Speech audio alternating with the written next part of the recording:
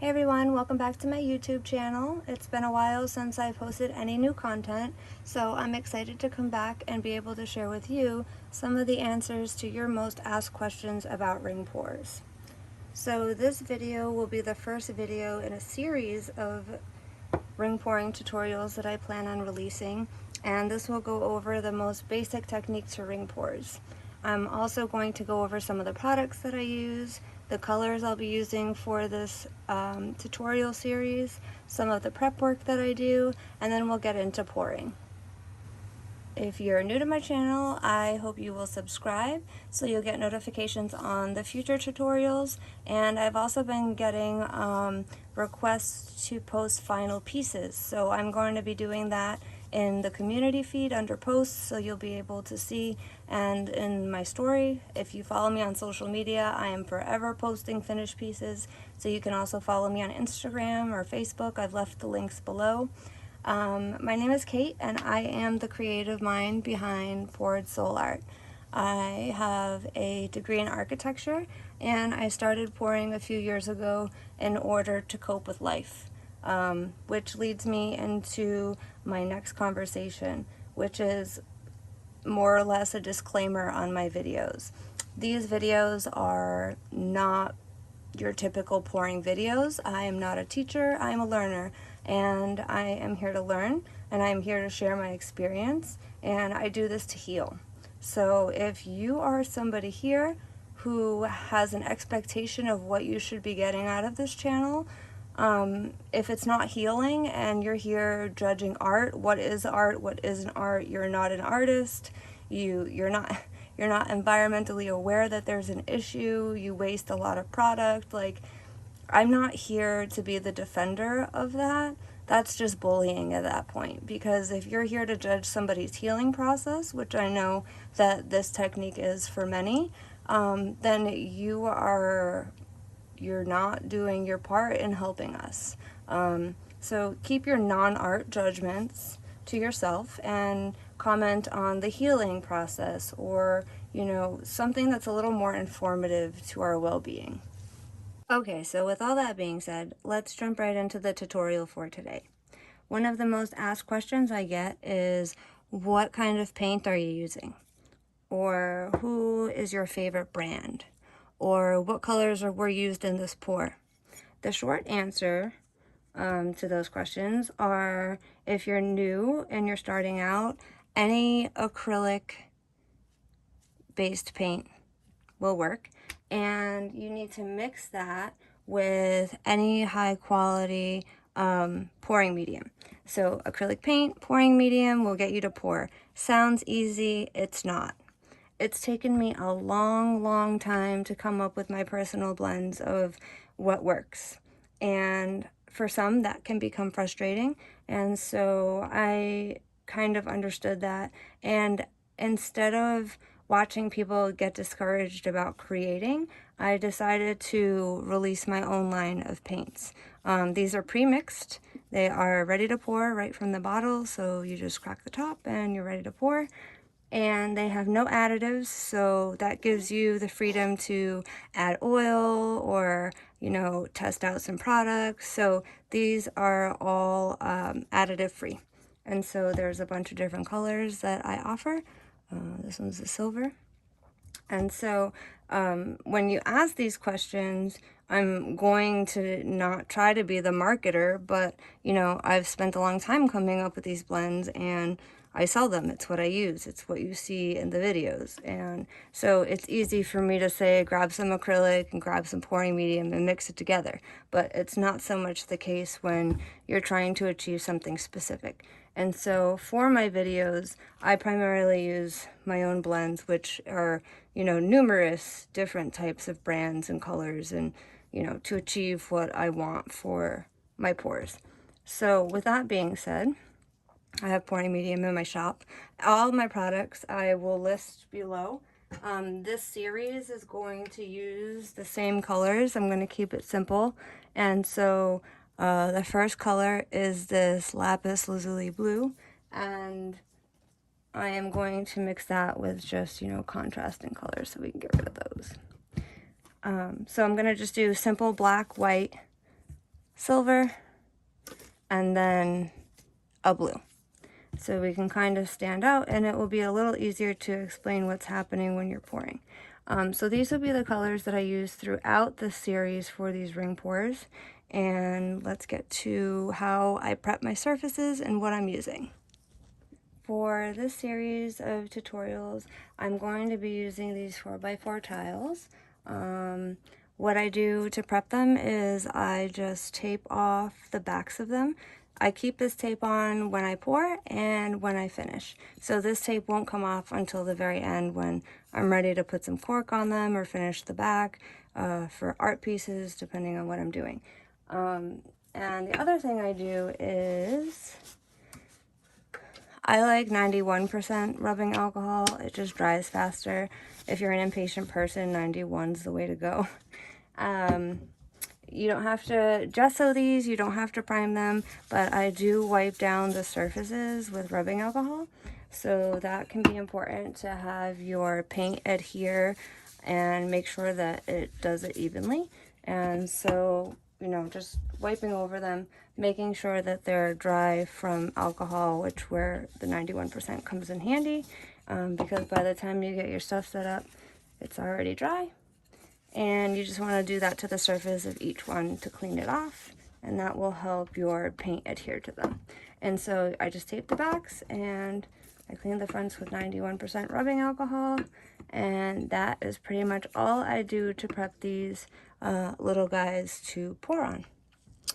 So for this series, I'm going to be using the same color scheme so that you can see the difference over time. Don't forget to cap your alcohol. Oh yeah, so I'm using frog tape on the back of these. I prefer frog tape over just regular blue painter's tape. It is a few dollars more expensive, but it is definitely worth it in the long run, especially if you're running into leakage with the blue paint. Painter's tape, the green tape is great. So I always tend to use frog tape, whether it's a canvas, a tile, a piece of wood, way to go. So I'm going to be using the same colors for all of these tutorials. So the first one that I'm using is a blue. It doesn't have to be my blue, it could be your blue, you know, doesn't really matter. It doesn't even have to be blue.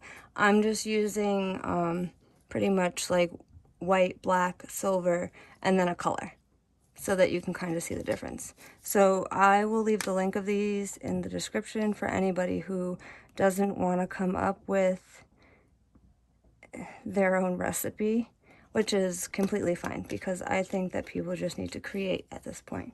So this is the blue that I'm using. So I'm gonna pair that with, this is Serious Silver. I have 6 different metallics that are signature to my brand. Like I said, all these are ready to pour. They have no additives. You can kind of be free with them. And, you know, they're what I use in all my videos. So, Pitch Black, which is similar to like a Mars Black, I'm thinking, as far as weight, if you're somebody who goes by the weight of paints. And so these will be the colors that I mess with. And for the last one, I'm gonna do my Wicked White. And that should do it. So yeah, white.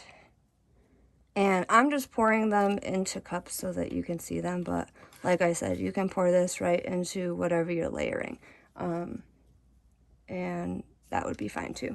I'm just putting them into cups so that you can see the consistency, you can see the colors clearly, and you don't have to get too technical. But yeah, so let's get set up. I'm gonna just prop these up on some type of, I usually use a soup cup, and I'm going to use a measuring cup. This is just a little guy, but anything with a tip. So if you're a beginner, ring pouring with something with a tip on it that comes to a point. So you can see I have many tipped pieces, and those are really good when you're first learning and you're trying to, you know, figure out how your paint's working. So for the ease of these tutorials, this is clear. You'll be able to see the layering in the cups, and we're gonna go over the most basic pouring technique now.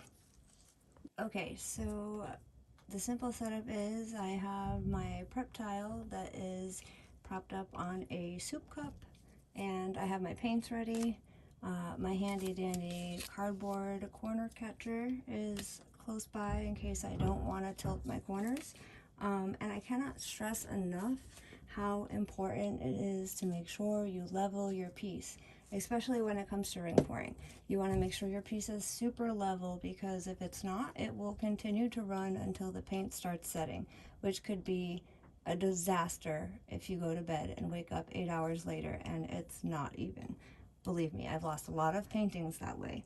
And so for the ease of this tutorial, I am going to show you how to layer the most basic of ring pouring techniques out of many. So this is just one video of numerous tutorials that I'll put out on this. So this is the most basic, and we're going to use the same colors that I took out earlier, which is a white, a blue, a silver, black.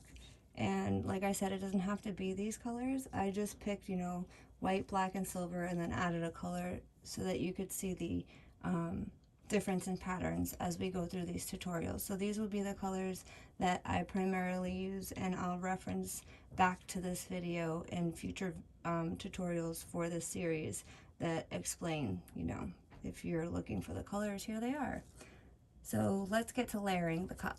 Okay, so you're ready to layer your cup. There's a few things that I usually go by as far as rules. And so one of them is I usually start with the white at the bottom. And these are just things that I've come to experience work for me.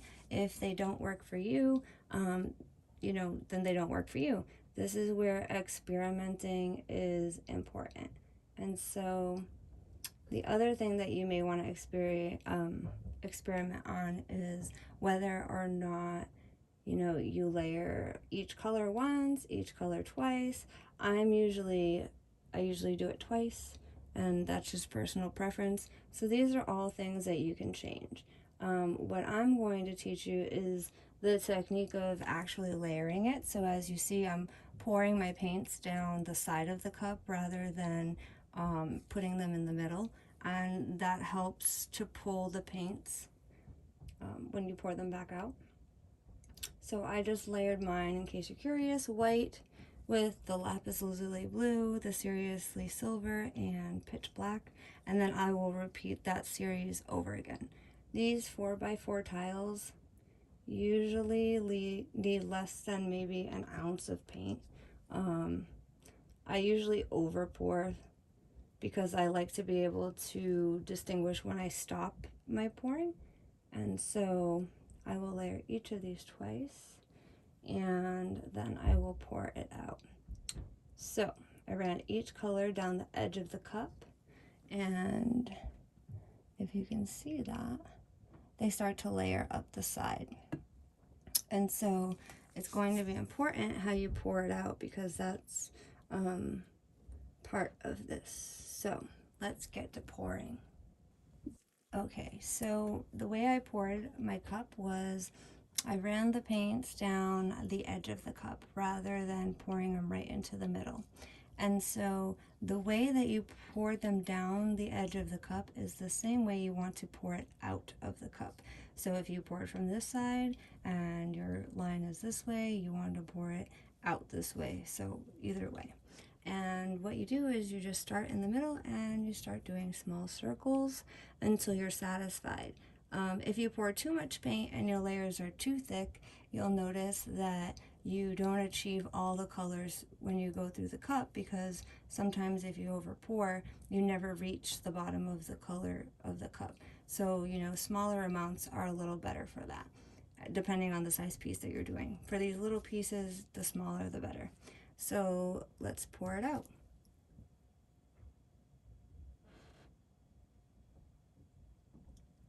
It's a slow process. You just want to make rings, and you'll notice that the paint will start pulling itself.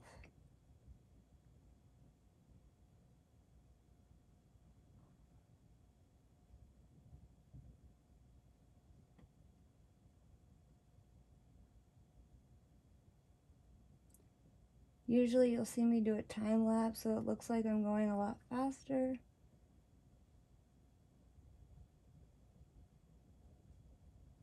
And one thing to notice is the height of your hand. When you go up, you get a thinner line. When you come down, you get a thicker line. So depending on how you want that ring pour to work. I'm going to keep going until it goes over the side. If you're worried about wasting paint, if you're pouring on plastic and you let it dry, you can peel it off in skins and use it for other arts and crafts.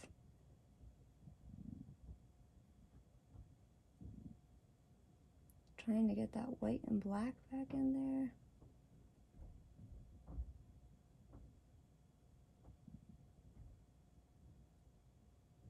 Now, I always end mine with a squiggly.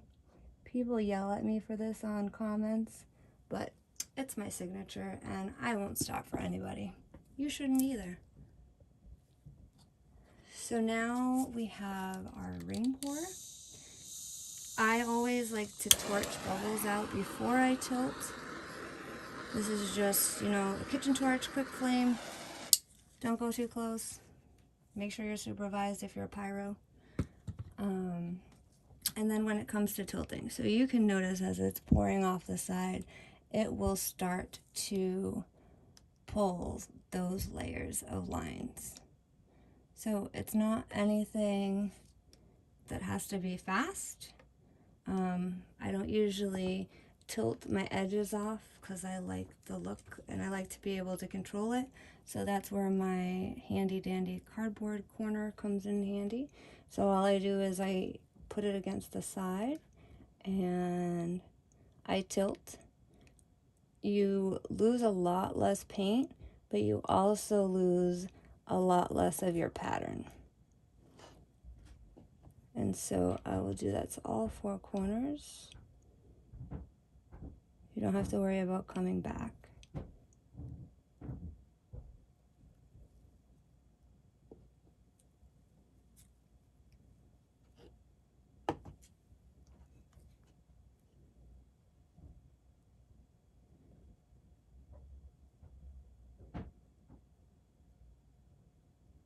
And as each line pulls, you'll notice that they pull apart the layers.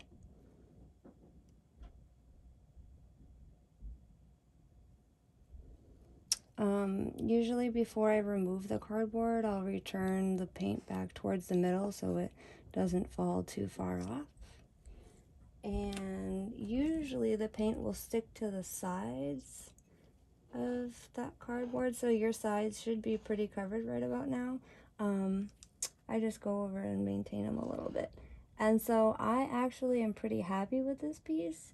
You know, if you wanted to tilt more, you could tilt more. Maybe I would tilt a little more this way. But you know what? I'm not going to even mess with it. There is a time when you will learn not to tilt. And it's usually after you've over tilted for way too long. So I just made sure all of my edges were covered. And that is the most simple ring pour you can get. Okay, so let me bring you in for a close-up. So as you can see, they're kind of pouring off of the side.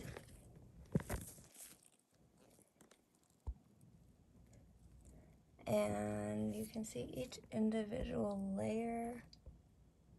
You can see that crazy silver.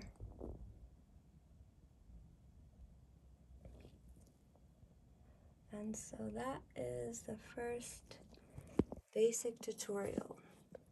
Make sure you subscribe to this channel to make sure you get the notifications for when I post what the finished piece looks like. I'm gonna be really excited about this series. And I hope this video has helped you guys. Stay tuned for more to come.